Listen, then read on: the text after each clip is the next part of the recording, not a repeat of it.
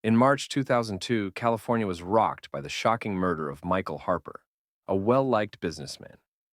Found dead in his own home, the crime scene revealed no signs of forced entry, casting immediate suspicion on those closest to him.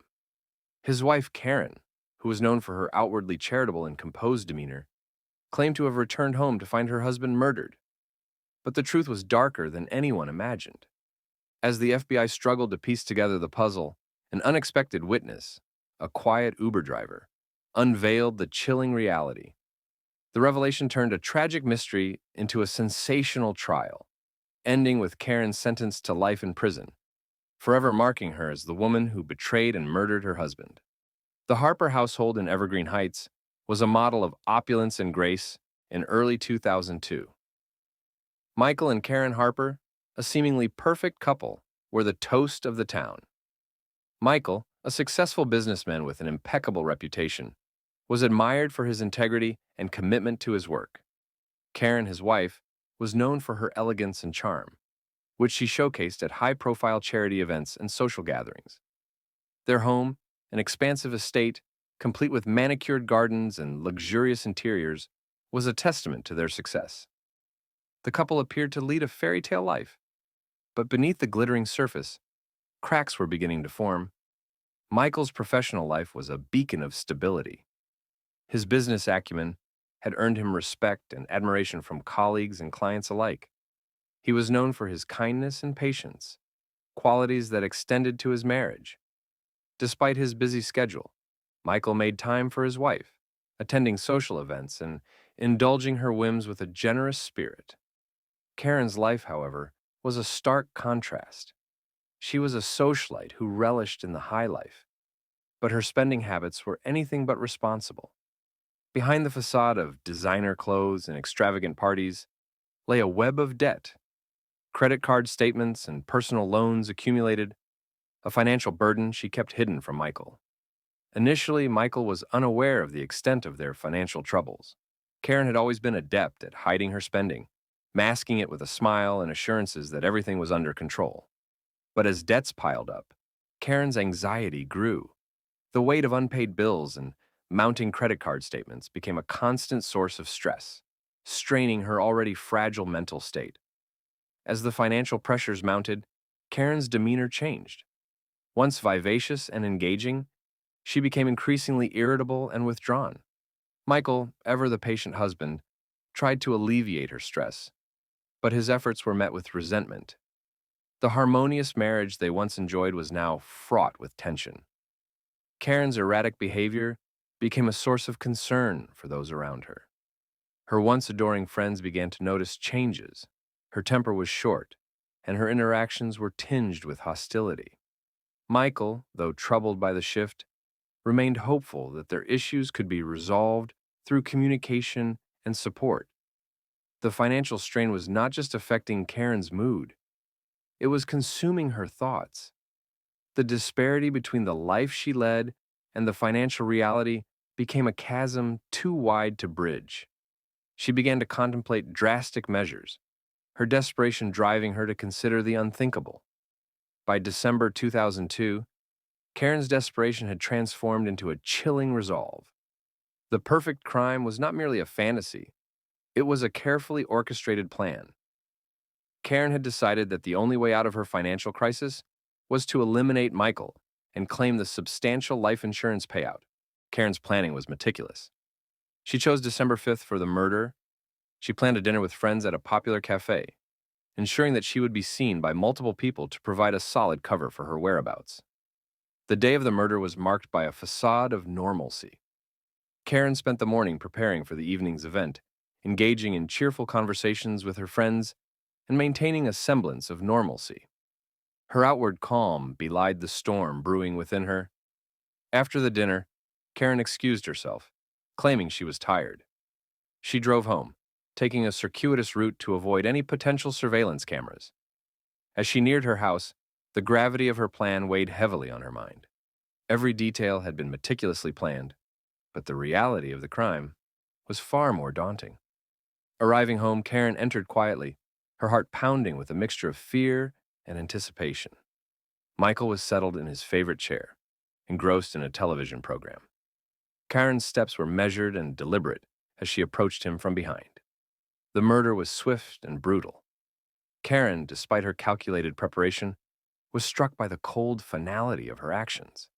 She drove the knife into Michael's back with a ruthless precision. The act was over quickly, but the emotional aftermath was profound. Karen's next steps were methodical.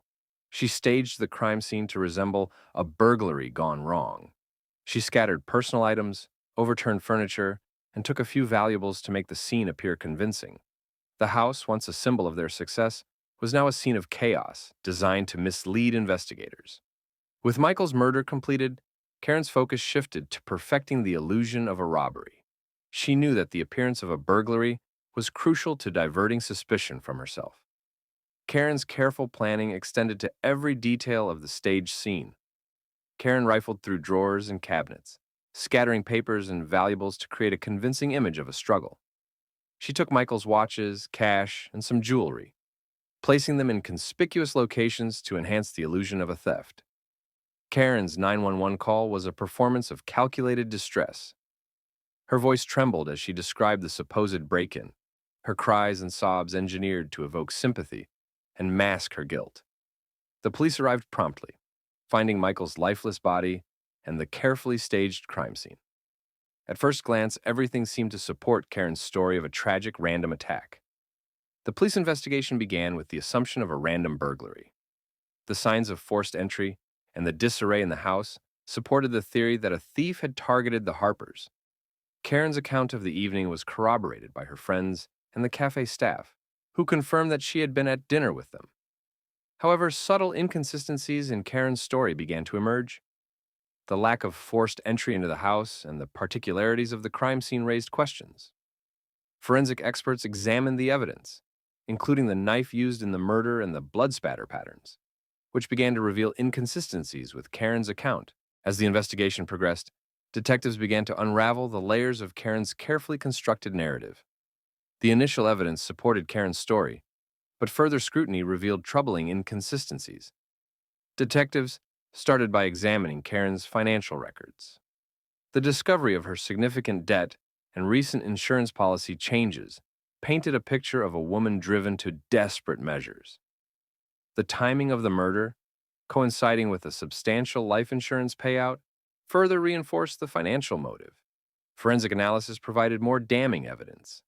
Blood spatter patterns indicated that Michael had been attacked from behind, contradicting Karen's claim that he had been facing the attacker.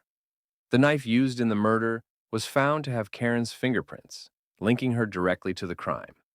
The detectives interviewed Karen's friends and neighbors, piecing together her movements on the night of the murder.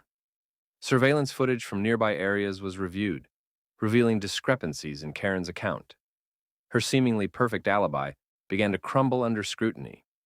Mark Reynolds, an Uber driver who had transported Karen home that night, played a crucial role in the investigation. His observations of Karen's behavior during the ride added another layer of suspicion. Mark noted her anxious demeanor and silence, which contrasted sharply with the facade of normalcy she had maintained earlier. As the investigation continued, the evidence against Karen became increasingly compelling. Detectives meticulously pieced together the timeline of events, revealing inconsistencies and contradictions in Karen's story. Forensic evidence played a critical role in tightening the noose around Karen. The analysis of blood spatter patterns, combined with the fibers found on the murder weapon, provided a clear link between Karen and the crime scene. The forensic experts testified that the evidence was consistent with Karen being the attacker. Karen's financial troubles were thoroughly examined. The detectives discovered that she had been struggling with debt for years and had recently taken out a substantial life insurance policy on Michael. The financial motive was clear, and the detectives began to focus on how this desperation could have driven Karen to murder. As the pressure mounted, Karen's behavior became increasingly erratic. She avoided contact with friends and family, becoming increasingly isolated. The detectives, now confident in their evidence, prepared to charge her with murder. On a chilly December afternoon, the detectives arrived at the Harper residence with a warrant for Karen's arrest. The operation was carried out with precision, and Karen was taken into custody. The dramatic turn of events marked the beginning of a new chapter in the case. The arrest was a media sensation. Reporters flocked to the courthouse, eager for updates on the high-profile case. Karen's once glamorous image was now overshadowed by the stark reality of her situation. The public's fascination with the case was fueled by the dramatic contrast between Karen's former socialite status and her new role as a suspected murderer. Karen's defense team immediately went to work, preparing to challenge the charges. They sought to undermine the prosecution's evidence, arguing that the investigation had been flawed and that Karen's financial troubles did not constitute a motive strong enough to drive her to murder. Despite the defense's efforts, the evidence against Karen was overwhelming. The prosecution's case, bolstered by forensic analysis and a clear motive, painted a vivid picture of a woman driven to commit a heinous crime. The stage was set for a dramatic trial that would captivate the public, and the courtroom was a crucible of tension and anticipation as the trial of Karen Harper began. The proceedings attracted widespread media attention, transforming the once esteemed socialite into a focal point of public scrutiny. Each day brought a new wave of sensational headlines and speculations about the case, heightening the drama surrounding the trial. The prosecution opened its case with a powerful presentation of the evidence. They meticulously laid out the sequence of events leading up to Michael's murder, supported by forensic data, financial records, and witness testimonies. The courtroom was filled with a palpable sense of gravity, as the prosecution described the meticulous planning behind the murder and Karen's motive driven by financial desperation. Key evidence included the forensic analysis of the crime scene. Blood spatter patterns were discussed in detail, showing how the patterns were inconsistent with Karen's version of events. The prosecution presented the knife used in the murder, highlighting the fibers that matched Karen's gloves. They argued that the physical evidence, combined with Karen's financial troubles, painted a damning picture of premeditated murder. Witnesses took the stand, adding emotional weight to the trial. Friends and colleagues of Michael testified about his character, painting a picture of a kind and generous man who was loved and respected by those around him. Their testimonies contrasted sharply with the image of Karen as a calculating murderer, further intensifying the courtroom drama. Mark Reynolds, the Uber driver, provided crucial testimony about Karen's behavior on the night of the murder. His account of her anxiety and unusual silence during the ride. The prosecution argued that Mark's observations, combined with the forensic evidence, contradicted Karen's claims and pointed to her guilt. Karen's defense team faced a daunting task. They sought to discredit the prosecution's evidence and present an alternative narrative. They questioned the integrity of the forensic analysis, suggesting that the evidence might have been mishandled or misinterpreted. They also argued that Karen's financial troubles, while significant, did not provide a sufficient motive for murder. The defense team attempted to portray Karen as a victim of a flawed investigation. They argued that the case against her was based on circumstantial evidence and that there was no concrete proof linking her directly to the crime. Their strategy was to cast doubt on the prosecution's case and to highlight any weaknesses or inconsistencies in the evidence. Throughout the trial, Karen's emotional state was a subject of intense scrutiny. Her demeanor in the courtroom, from tearful outbursts to moments of composure, was dissected by both the prosecution and the media. The public and the jury observed her reactions closely, interpreting them as signs of guilt or innocence. As the trial progressed, the tension in the courtroom reached a fever pitch. The prosecution and defense presented their closing arguments, summarizing their respective cases and making their final appeals to the jury. The prosecution urged the jury to consider the overwhelming evidence of Karen's guilt, while the defense called for a verdict based on reasonable doubt. The jury retired to deliberate, marking a critical juncture in the trial. The deliberation room was a microcosm of the intense debate and reflection that characterized the trial. Jurors examined the evidence, discussed the testimonies, and weighed the credibility of both sides. The deliberations were marked by intense discussions and disagreements. Some jurors were convinced of Karen's guilt based on the forensic evidence and her financial motive.